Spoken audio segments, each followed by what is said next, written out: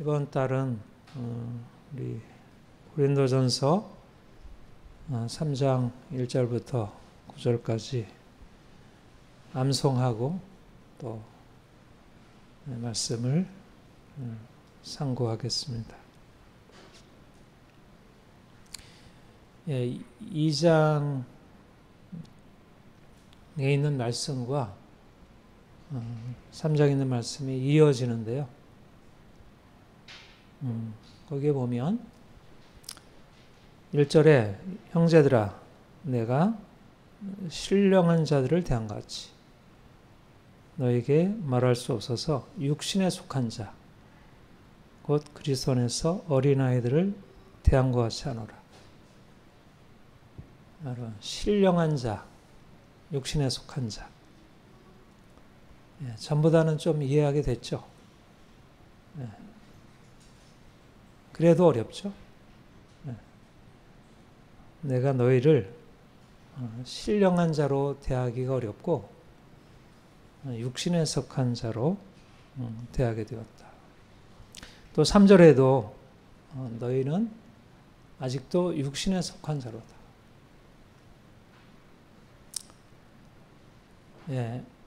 앞에 2장 14절에 육에 속한 사람은 하나님의 성령의 일을 받지 않냐느니. 그 14절에 육에 속한 사람이 뭐라고 했죠? 헬라어로 푸시키코스. 코스. 따라해 보세요. 푸시키코스. 푸시키코스란 푸시케에서 나온 형용사라 그랬습니다. 영혼, 혼,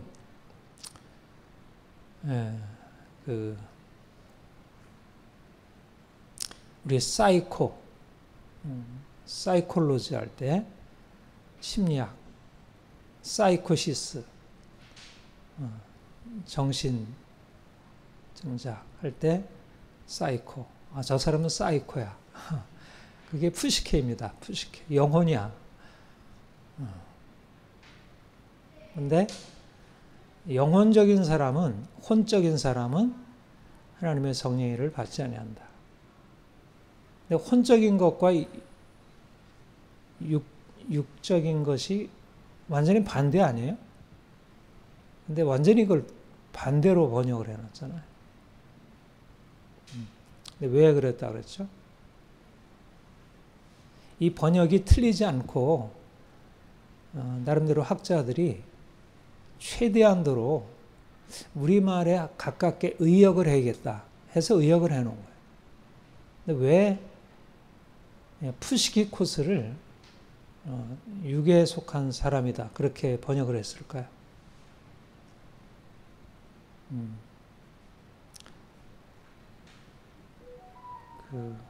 고린도전서 15장에 아담은 푸시키코스한 사람이었다.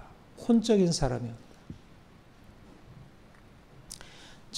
처음 하나님이 창조하신, 하나님의 형상대로 창조하신 아담이 흙에서 나와서 그가 혼이 된지라 그래서 그는 혼적인 사람, 푸시키코스한 존재라 이렇게 말씀했어요. 그러니까 그가 혼적인 존재라는 것은 영원하신 하나님, 영원한 생명을 가지신 하나님과 대비되는 피조물, 흙으로 지음받은 피조물이라는 의미로 쓰여졌다는 것이. 그래서 그 내용상 의미로는 육에 속한 사람이라는 것과 별 차이가 없다고 했습니다. 그럼에도 불구하고 육이라는 말과 혼이라는 말은 달라요. 육이라는 말은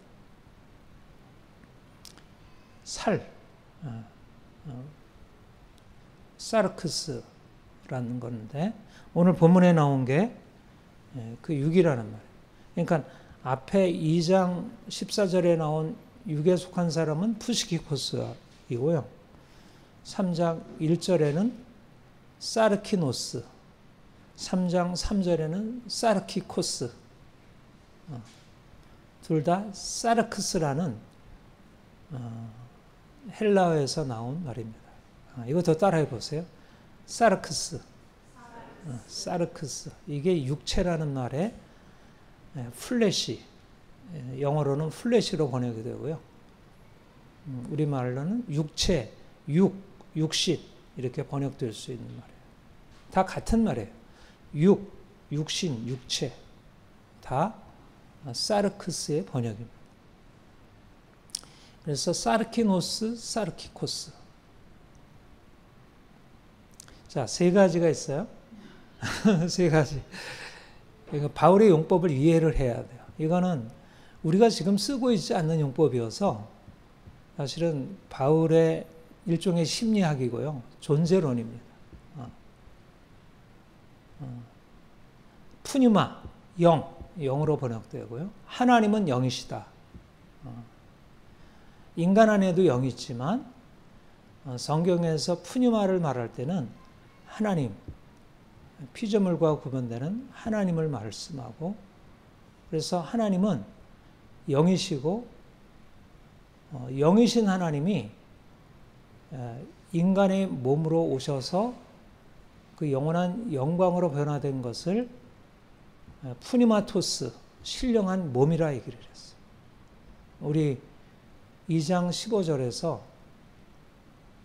신령한 자는 모든 것을 판단하나 자기는 아무에게도 판단을 받지 아니한다고 할 때 신령한 자, 그게 푸니마토스.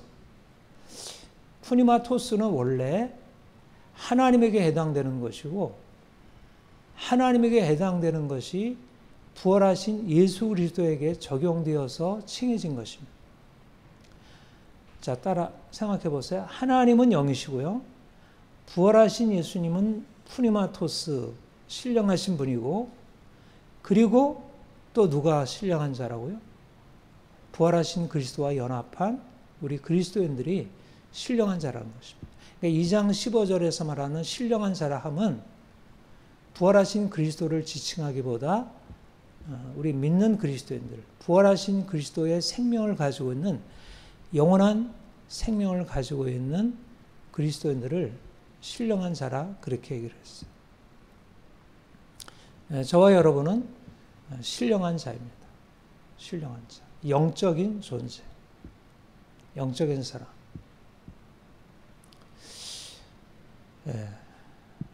여러분, 신령한 자.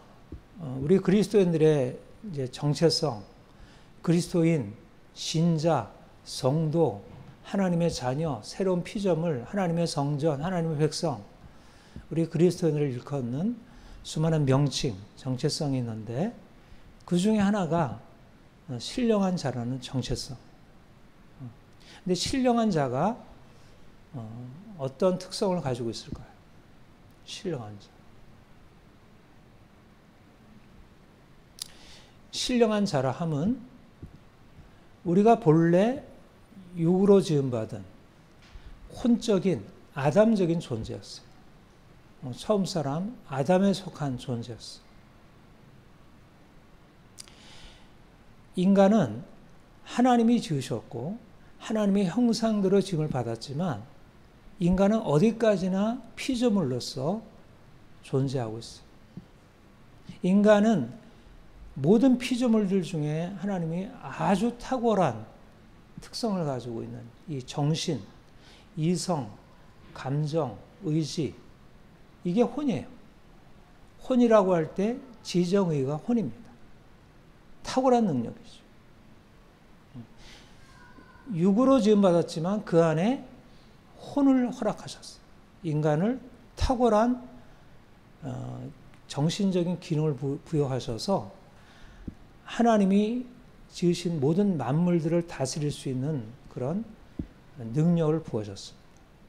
그러나 인간이 아무리 탁월한 정신적인 존재를 하더라도 인간은 어디까지나 육체로 지음받았고 육체로 지음받은 존재로서 혼인 것입니다. 그러니까 인간의 정신 능력은 어디에 하나예요? 피조물 세상에 하나인 것입니다. 피조적인 세상에 하나지 피조물을 지으신 하나님 자신에게는 미칠 수 없어요. 이것이 바로 모든 하나님이 창조하신 모든 인간이 가지고 있는 한계입니다.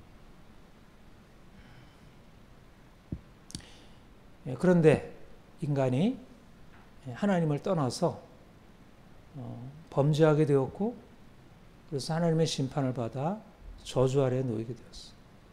그리고 하나님께서 고통 가운데 있는 인간을 구원하시기 위해서 예수 그리스도를 보내셨습니다. 예수 그리스도가 우리를 위하여 십자가에 죽으셨고, 그가 죽은 자 가운데 부활하셔서 영원한 영광의 하늘에 오르셨고, 그리고 나서 놀라운 일이 일어났습니다. 그게 뭐냐 하면, 하나님의 영광에 오르신 그 하나님의 그 부활하신 그리스도께서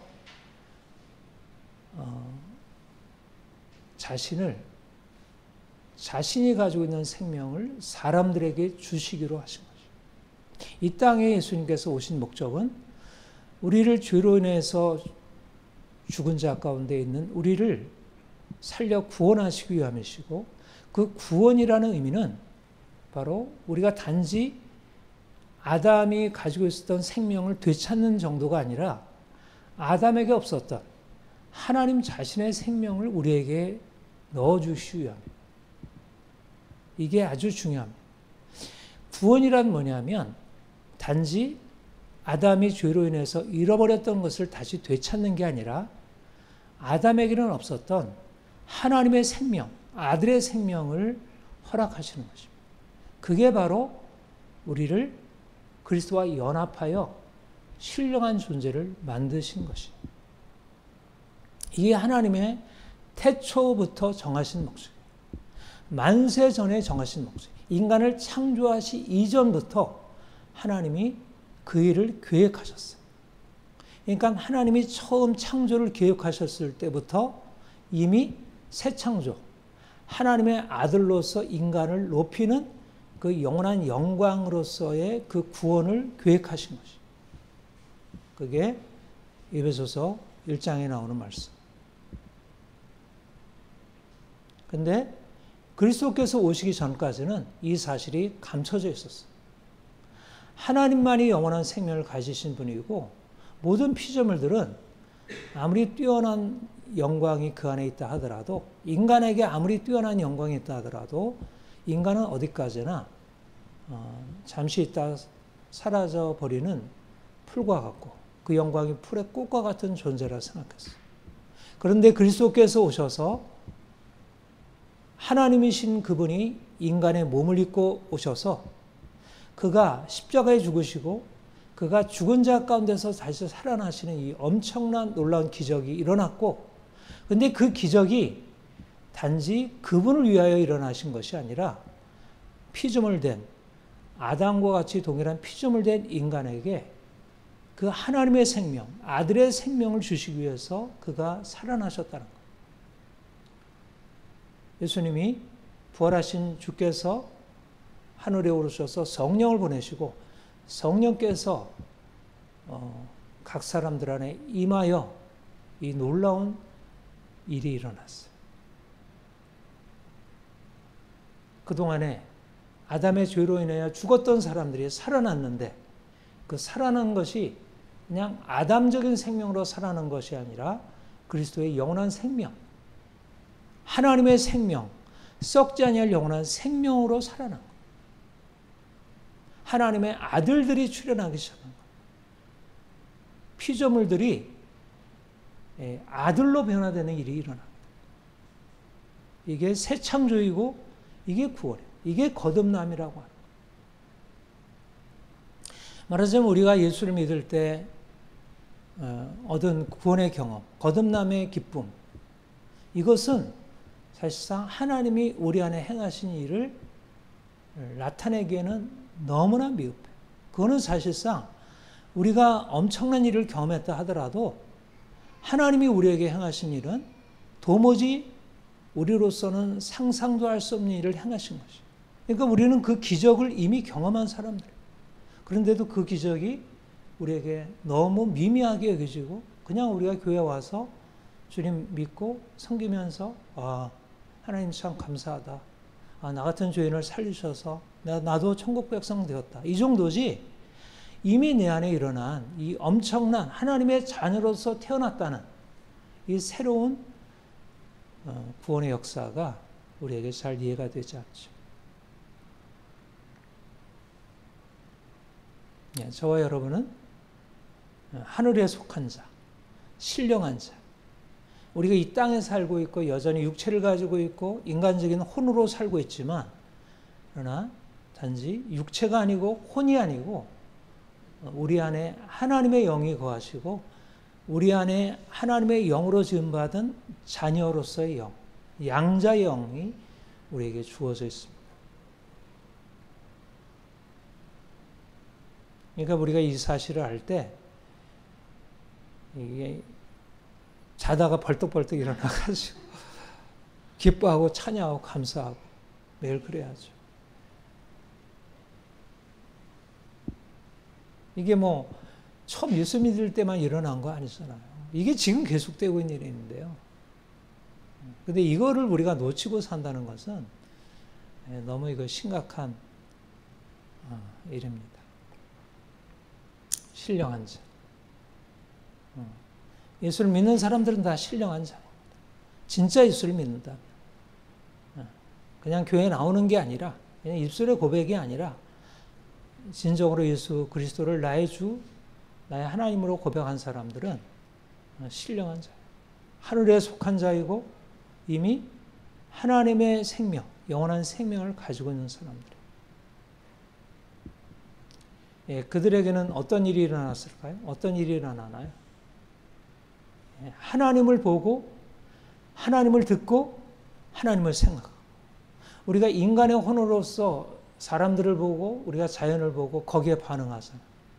마찬가지로 우리는 이제 하나님의 자녀이기 때문에 우리 아버지의 말씀을 듣고 아버지의 뜻을 깨닫고 하나님이 하신 일을 보기 시작한다.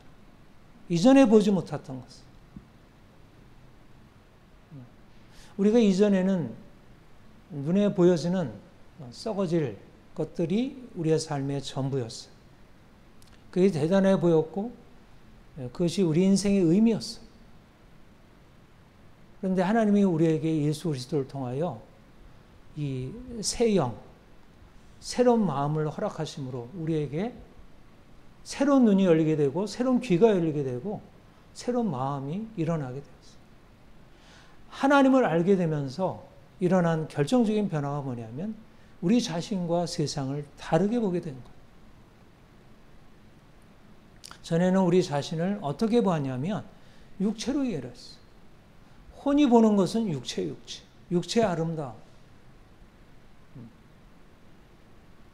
그것을 가지고 평가하고 그것을 가지고 자신을 이해해왔죠. 그런데 우리가 주님을 만나서 우리 안에 영적인 눈이 열리고 귀가 열리고 영적인 판단력이 생겨나면서 우리가 이제 영으로 우리 자신을 보기 시작해요. 영으로 보면 우리가 어떻게 보일까요? 우리가 이전에 혼으로 보고 알고 있었던 것들이 사실은 질그릇이라는 사실을 알게 돼요. 나의 외모, 내가 가지고 있는 삶의 수많은 조건들, 내가 가지고 있는 어떤 이런 부함, 가난함, 내가 가지고 있는 직업의 귀천, 이 모든 것들이 질그릇이라는 사실을 알고 있어요.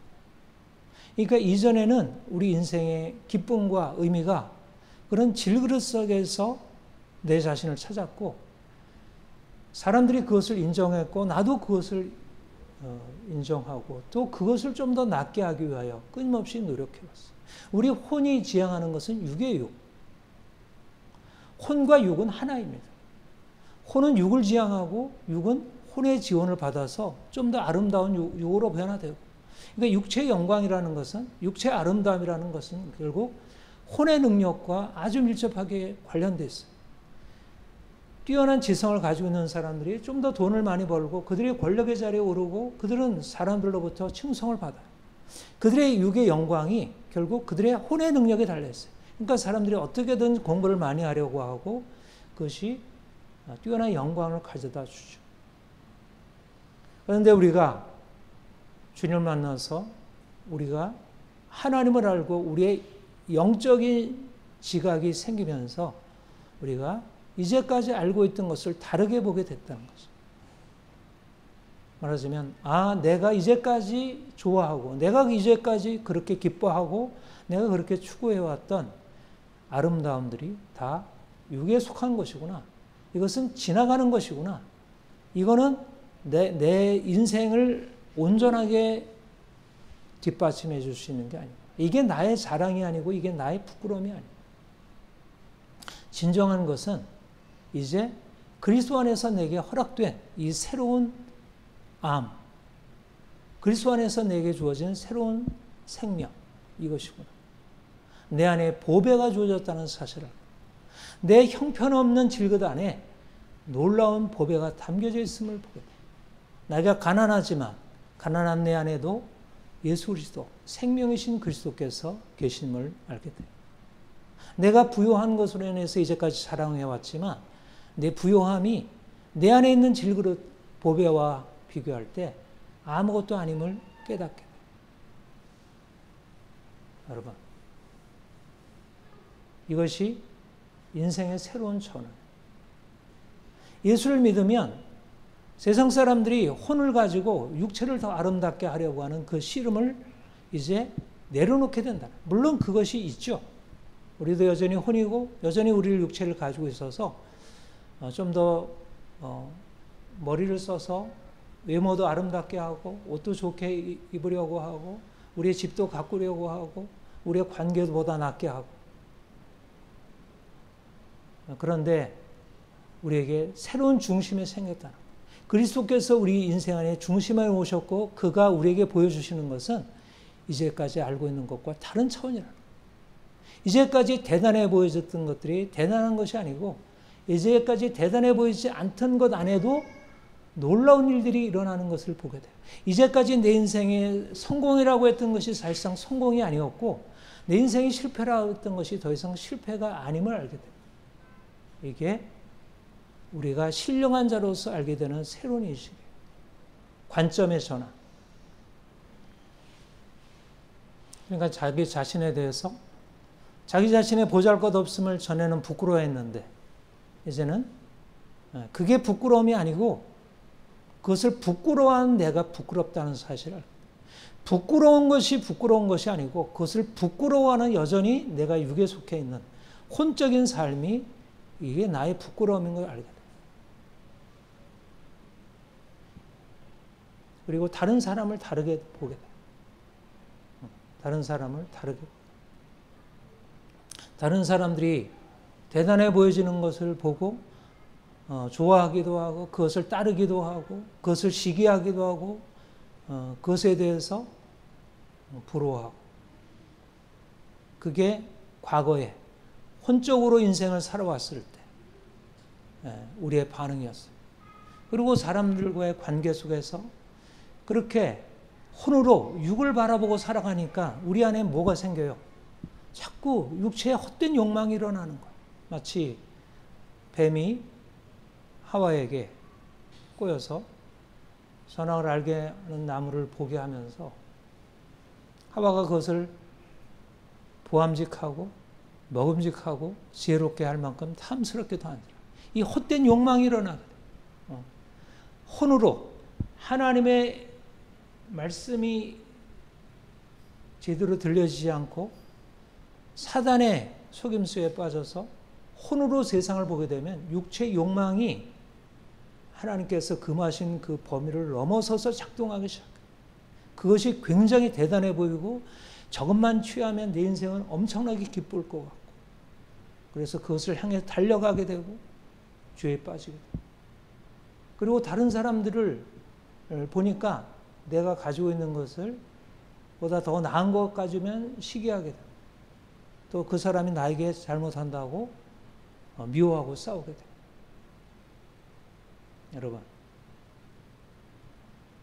여러분 인간관계 쉬운가요? 어려운가요? 네? 어렵죠. 네. 옛날에도 어려웠고 지금도 어려워. 근데 지금은 더 어려워진 것 같아요.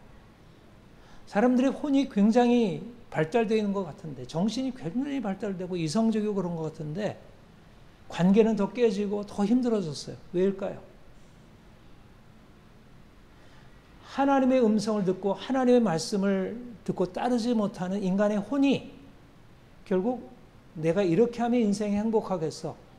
근데 내가 인생을 이렇게 하면 행복하겠어 라고 나아가는데 옆에 사람이 자꾸 걸리적거려요. 그 사람이 자꾸 나와 다른 생각을 가지고 나를 결국 비난하고 나에 대해서 오해하고 나에 대해 뭐라 하고 그러니까 자꾸 부딪히게 돼요. 그러니까 혼으로 살면 결국 우리 안에 있는 육체의 욕망이 더 과도하게 일어나게 되고 그로 인해서 우리의 감정, 분노, 두려움 이런 것이 뒤덮게 됩니다. 이게 바로 본문에서 말하는 사르키노스, 사르키코스라는 혼적인 사람은 사르키노스, 사르키코스 육에 속한 삶을 살게 된다는 거예요. 육에 속한 혼적인 사람.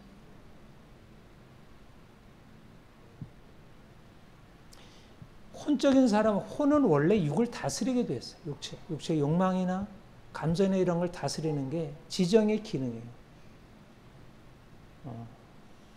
우리 박견성 여사님 상담학 전문가로서 상담 전문가로서 잘 알지만 그런데 사람들이 단지 욕망으로 인해서 인생이 망가지나요? 인생을 망가뜨리는 보다 큰 주범이 뭔지 아세요? 이 지적인 능력이에요. 이게. 이 혼의 능력이 혼이 인생을 망가뜨려요. 인간이 그냥 욕망도 그냥 욕망이 아니고 혼이 인간의 욕망을 얼그러뜨리고 그것들을 완전히 악하게 만들어요. 인간이 악하게 되는 것은 육 때문이 아니라 혼 때문이에요. 혼. 그러니까 육에 속한 사람이라는 것은 육적인 악한 반응, 시기하고 미워하고 하는 것은 어디에서부터 나냐면 혼에서부터 나요. 혼적인 인간 정신이 병들고 망가졌기 때문에. 그래서 이제 심리학, 상담학 이런 것들이 혼을 고치려고 하죠. 심리를 고치려고 하죠. 근데 그 혼을 고치는 게 되나요? 잘 안 돼요.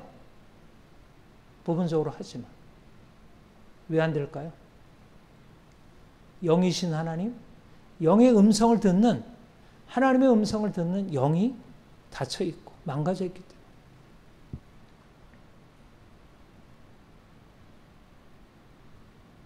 관계가 이해가 되나요? 혼과 육이 어떻게 관계가 되고 영과 혼과 육이 어떻게 연관돼요?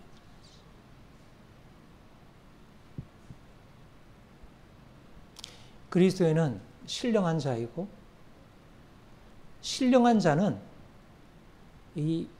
결국 구원이라는 것은 이 혼이 변화되는 거예요. 혼이. 우리의 보고 듣고 느끼고 생각하는 것, 이 지정의 기능이 이게 크게 왜곡이 돼 있어요. 과도한 것을 욕망하게 하고 과도하게 분노하게 하고 미워하게 하고 슬퍼하게 하고 두려워하게 하고 사단이 들어와서 우리의 하나님과의 관계 영을 딱 악으로 어둠으로 묶어놓고 우리의 혼을 다 망가뜨려 놨어요. 우리가 보고 듣는 거 판단하는 모든 것들을 망가뜨리고 우리가 느끼는 것을 망가뜨려 놓고 우리가 행동하고 의지하는 것을 다 망가뜨려 놨어요. 그런데 주께서 우리에게 오셔서 우리의 영이 하나님의 영이 우리 안에 역사될 때 우리에게 일어난 변화는 뭐냐면 우리의 혼이 결정적으로 변화가 돼요. 하나님을 알게 될 때 우리의 영이 열리게 될 때 우리 안에 우리 자신을 보는 것 다른 사람을 보는 것이 달라지게 돼요. 사랑할 것을 사랑하게 되고 미워할 것을 미워하게 되고 기뻐할 것을 기뻐하게 되고 슬퍼할 것을 슬퍼하게 되고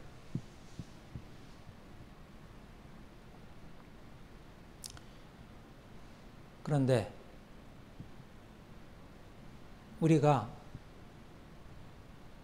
전에는 육에 속한 사람, 혼에 속한 사람이었어요.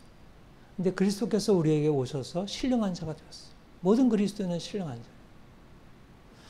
그러면 이전에 우리가 육에 속한 사람, 혼에 속한 사람으로 살아왔던 것들이 신령한 자가 되면 다 사라지고 없어지나요? 이게 다 사라지지 않은 거예요.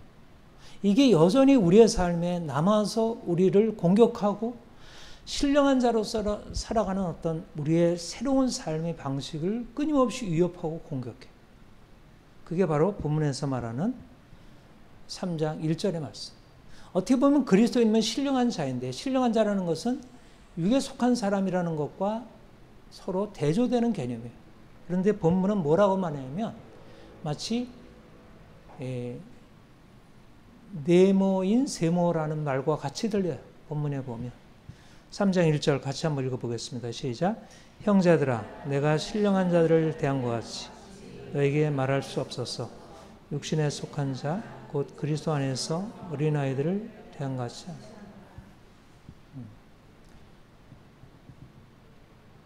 여러분, 사도 바울이 고린도 교회 성도들을 신령한 자라고 생각하지 않는다는 걸까요? 본문은 그렇잖아요. 내가 너희를 신령한 자처럼 대할 수 없다. 육신에 속한 자, 꼭 그리스도 안에서 어린아이라고 얘기해요. 그러니까 그리스도 안에 있으면 이미 신령한 자이잖아요. 근데 왜 그리스도 안에 있지만 육신에 속한 자로 말할까? 이것은 그리스도 안에서 어린아이, 예수를 믿긴 믿었지만 아직 그리스도의 빛이 우리에게 주어져서 이전에 가지고 있었던 육에 속한 내 생각과 내 의지와 내 판단과 그로 인한 나의 감정과 나의 욕망과 이런 것들이 다뤄지지 못하고 여전히 이전의 방식으로 행하고 있다는 거예요. 여전히 질그릇이 커 보이고 여전히 질그릇을 가지고 판단하는 나의 생각이 내 삶을 끌어가고 있다. 말씀을 들을 때는 아멘 하고 받아들이지만 실제적인 삶에 들어가서는 여전히 또 분노하고 여전히 미워하고 여전히 싸우고 여전히 욕심부리고.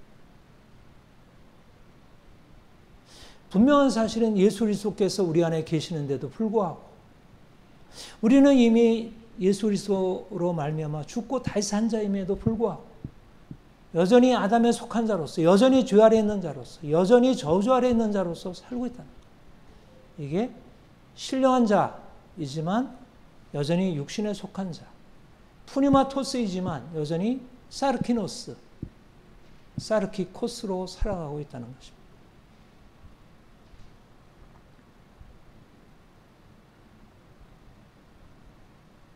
네, 우리의 모습이죠.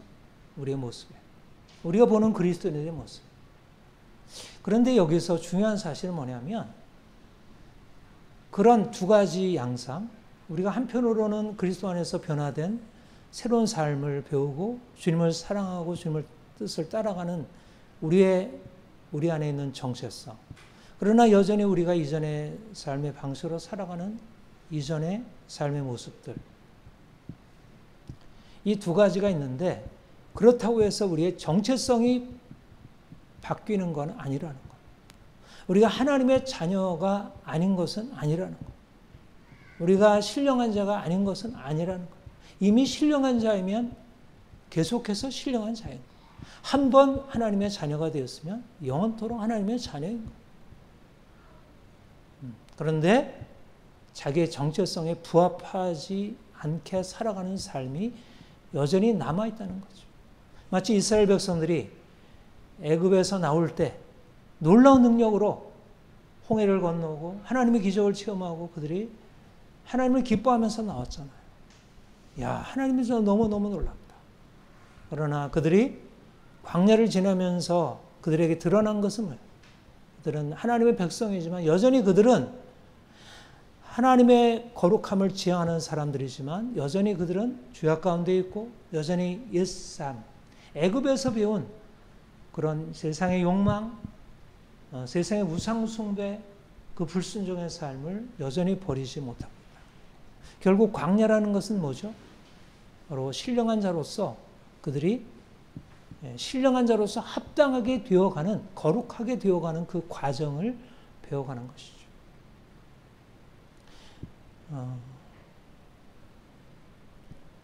바울이 본문을 얘기할 때 본문의 배경은 뭐죠? 고린도전서 1장에 보면 사도 바울이 그렇게 그랬어요.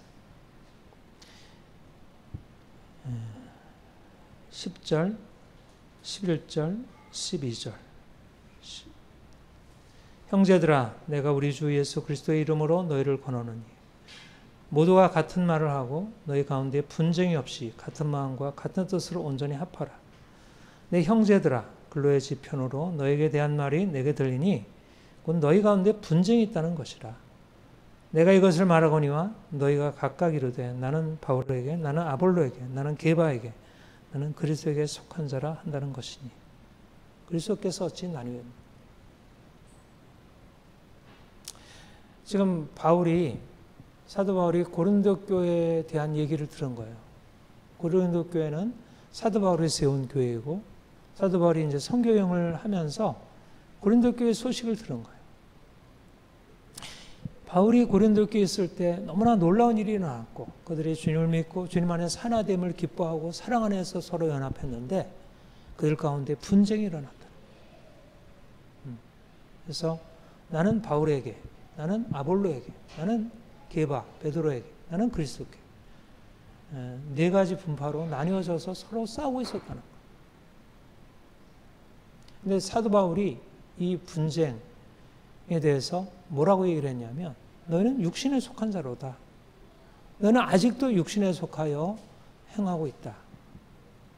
왜 사도 바울이 육신에 속하였다 그렇게 얘기를 할까? 서로 싸우고 있는데 그들이 신령한 자로서 예수 그리스도의 생명을 가진 자로서 나타내야 할 모습이 아니라는 거죠. 그들이 신령한 자라고 하면 어떤 모습이어야죠? 어떤 모습이어야 할까요? 일단 지금 이제 분쟁의 이유는 지도자들을 중심으로 한 파벌이었어. 나는 바울이 최고라고 생각해. 아니야, 아볼로야. 아니야, 게바야. 아니야, 진짜 예수님이지. 그리스도지. 이런 식으로 각기 지도자를 중심으로 해서 파벌을 세웠어.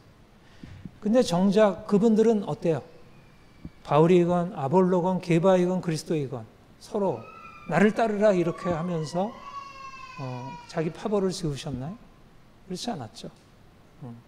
예수님이 그리스도께서 바울과 게바와 아볼로에게 사도의 직분을 주셔서 그들로 하여금 복음을 전하게 했었어요. 그들은 자신들을 하나님의 종으로 여기고 어떻게 하든지 그리스도를 높이고 그리스도의 이름이 저들에게 증거되어서 저들이 자기를 따르는 게 아니라 그리스도를 따르도록 하기 위해서 바울도 이랬고 게바도 이랬고 아볼로도 그렇게 일했어요. 그런데 고린도 교회 성도들은 그들이 전하고 있는 그리스도를 따른 게 아니고 그리스도를 전하는 바울을, 그리스도를 전하는 아볼로를, 그리스도를 전하는 게바를 따른 것입니다. 뭐가 문제였을까요? 차이가 뭐죠? 바로 아까 말씀드린 대로 질그릇이냐 보배냐예요. 그들이 바울과 게바와 아볼로를 볼 때 그들의 보배를 본 것이 아니라 그들의 질그릇을 본 거예요. 바울의 질그릇이 나으냐, 아볼로의 질그릇이 나으냐, 게바의 질그릇이 나으냐. 누가 제일 나을까요? 아마도 바울이 제일 낫지 않을까요? 그래도 가장 좀 스펙이 좋은 것 같은데. 그 다음에 누굴까요? 아볼로가 낫지 않을까요? 아볼로는 굉장히 탁월한 사도행전 18장인가요? 거기 보면 굉장히 능한. 근데 어떻게 생각하면 베드로도 나올 수 있잖아요. 베드로는 수제자였고요. 예수님 직접 본 사람이었고. 각기 스펙으로 보면 어떤 면에서 보면 요즘도 김문수가 하나 할까? 윤석열이 하나 할까? 이재명이 할까? 이렇게 이제 따지듯이. 근데 질그릇이라는 거죠. 결국 왜 서로 바울파, 게바파, 아볼로파 나눠서 싸우게 되었냐면 그들이 바울이 증거하는 그리스도, 게바가 증거하는 그리스도, 아볼로가 증거하는 그리스도를 본 것이 아니라 그 그리스도를 증거하는 게바라는 질그릇, 아볼로라는 질그릇, 바울이라는 질그릇을 본 거예요. 그래서 분쟁이 일어나고 시기가 일어나는 것입니다.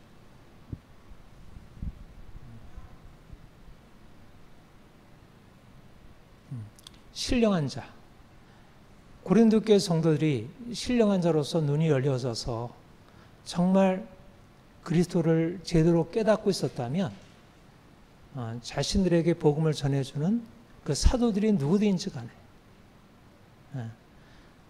사도 바울을 통해서 은혜를 받은 성도가 야, 참 하나님이 이런 분이셨구나. 예수님이 이렇게 놀라운 일을 행하셨구나. 나도 이렇게 살아야지. 근데 옆에 다른 성도가 아볼로를 통해서 야, 하나님이 이런 분이셨네. 은혜를 깨닫어. 그러면 그들이 아볼로를 통해서 그리스도를 봤다면, 바울을 통해서 그리스도를 봤다면 모습은 다르지만, 방식은 다르지만 그 전파되는 내용은 그리스도였고 그것은 서로 나누일 게 하등이 없었어요. 바울을 특별히 자랑할 것도 없고 게바를 특별히 자랑할 것도 없고 바울을 특별히 비판할 것도 없고 아볼로를 특별히 비판할 것도 없고, 근데 그들이 그리스도를 본 것이 아니라 사람을 본 것이에요.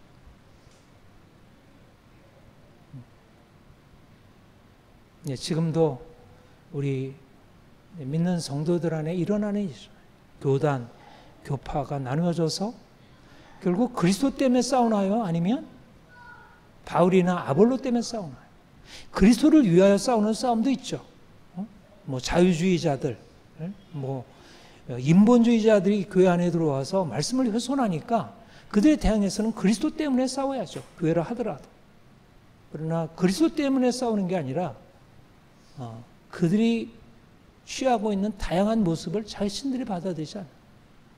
결국 무엇이 싸움의 근원인가요? 자인 거예요. 자기. 자기가 중심이 된 것입니다. 자기의 육체, 자기의 혼, 자기의 자, 이것이 중심이 돼요. 오늘날도 제 교회를 우리가 성도들이 같이 모여요. 우리 조집사님도 주님을 사랑한다고 고백하고, 우리 전집사님도 주님을 사랑한다고 고백하고, 우리 홍목사님도 주님을 사랑한다고 고백하고. 근데 주님을 사랑한다고 고백하는 조집사님이나 전집사님이나 홍목사님이나 보면 너무 아니야. 왜 저렇게 살라? 왜 저렇게 말을 이상하게 하고, 왜 표정을 저렇게 하고, 저렇게 말이 안 되게 행동하고 있어. 판단이 되는 거예요. 그렇죠? 그 판단이 맞을 수 있죠. 맞을 수 있어요.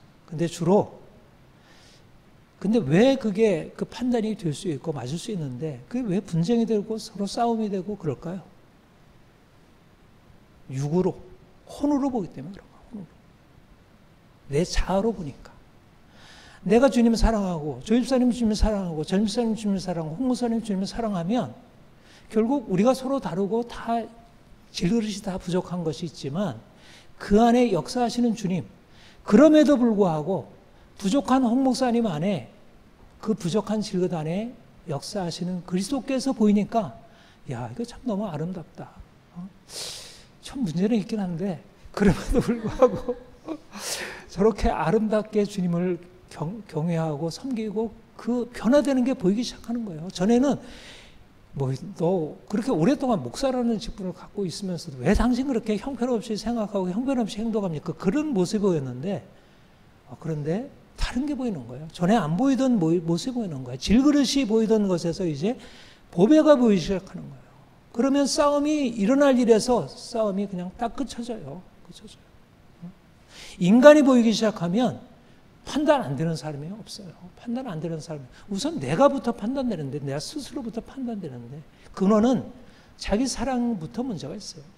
다른 사람을 디스하고 판단하고 비판하고 욕설하는 사람은 이미 강한 자기 부정의 이 자기에 대한 강력한 이 공격성,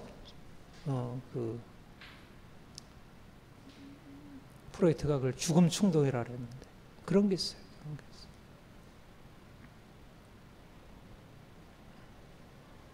있어요. 해결이 될 수 있나요? 해결이 되기 어려운 거예요. 그러니까 믿지 않는 사람은 말할 것도 없지만 믿는 사람들 안에도 신령한 자로서 신령한 판단을 가지고 살아가는 것과 혼적인 사람으로서 혼적인 판단을 하고 살아가는 것은 정도의 차이지 실제적으로 나타나는 양상은 비슷해요. 그런데 그러나 차이가 너무 분명하죠. 저기는 변화될 수 없고 여기는 변화될 수 있고. 결국 그리스도의 공동체는 뭐입니까? 질그릇이 크게 여기지던 곳에서 보배가 빛나기 시작하고 사람들이 보배를 보는 눈이 확실하게 열리기 시작하는 것이에요. 전에는 이상한 질그릇들이 모여서 서로 부딪히고 깨뜨리고 서로에 대해서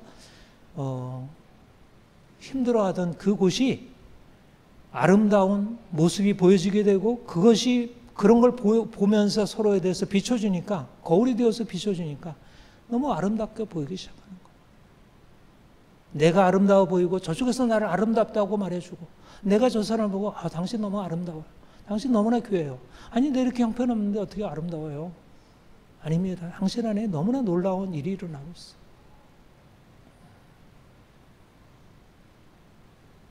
예. 판단이 달라지는 거예요. 신령한 자는 모든 것을 판단하나 정확히 판단하는 것입니다. 예, 정확히 판단. 아무리 공부를 많이 한 사람이라도 이미 영이 깜깜한 어둠에 있으면 판단을 못해요. 판단을 이상하게 판단해요. 사람을 죽이는 판단해요. 당신 고쳐. 안 고치면 너 죽어. 그게 혼적인 사람들의 판단이에요. 세상 무섭잖아요. 세상 무서워. 사람을 살리는 판단하는 게 아니라 죽이는 판단이에요. 이게 혼적인 판단이에요. 육적인 판단. 시기 분재.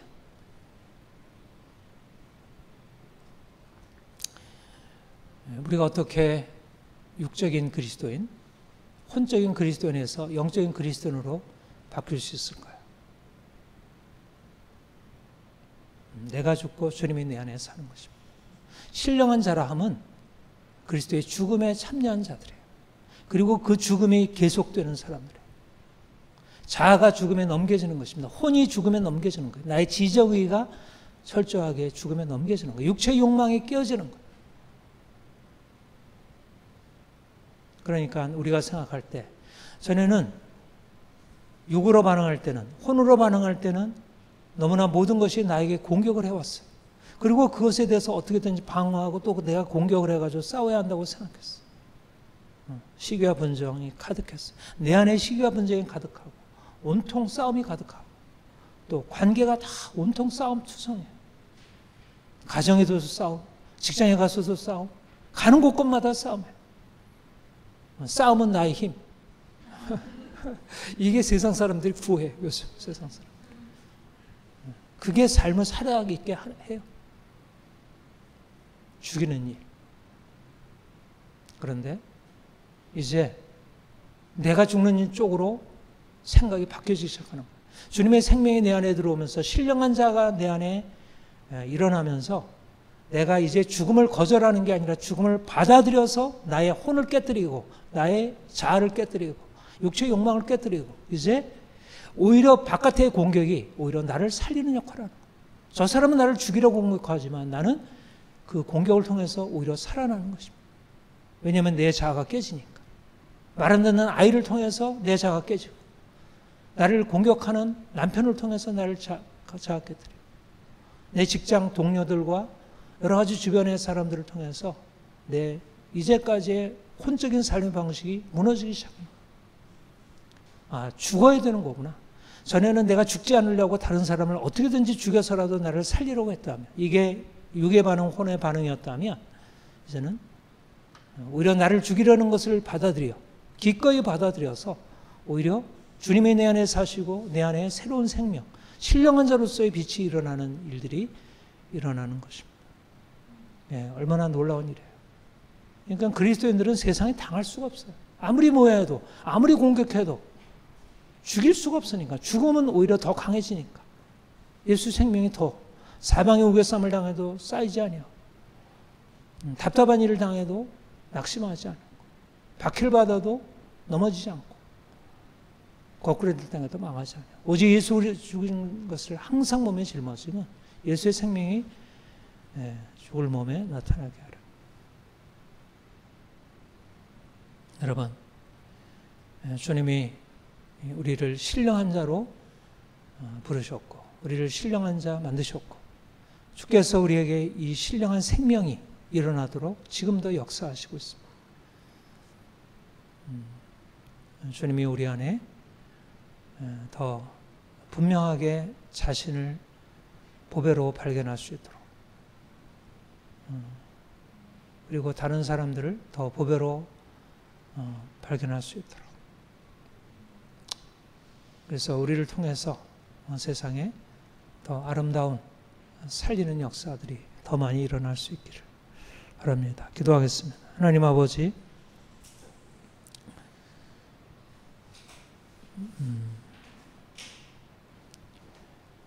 우리를 주께서 구속하셔서 죽은 자 가운데서 살리시고 이제는 산 자로, 예수의 생명을 신 자로 더 이상 죽지 아니하고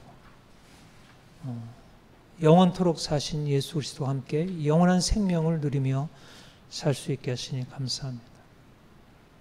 주님, 우리의 신령한 빛이 비춰지고 우리의 눈이 열려져서 예수 그리스도 안에 행하신 하나님의 놀라운 일들을 깨닫게 하옵소서. 주 안에서 우리 자신을 새롭게 발견하고 날마다 감사하며 기뻐하게 하옵소서. 우리 지체들 주의 마음을 가지고 바라보고 기뻐하고 사랑하며 더 아름답게 세워지도록 섬기게 하옵소서. 이 땅에 수많은 사람들이 그리스도 안에 나타난 이 놀라운 복음의 이 놀라운 구원 사건을 알지 못하고 여전히 주 아래 어둠 가운데 살고 있습니다. 그들에게 예수 그리스도 생명 전하게 하시고 사람들을 주께로 인도하게 하옵소서. 감사합니다. 예수님의 이름으로 기도합니다. 아멘.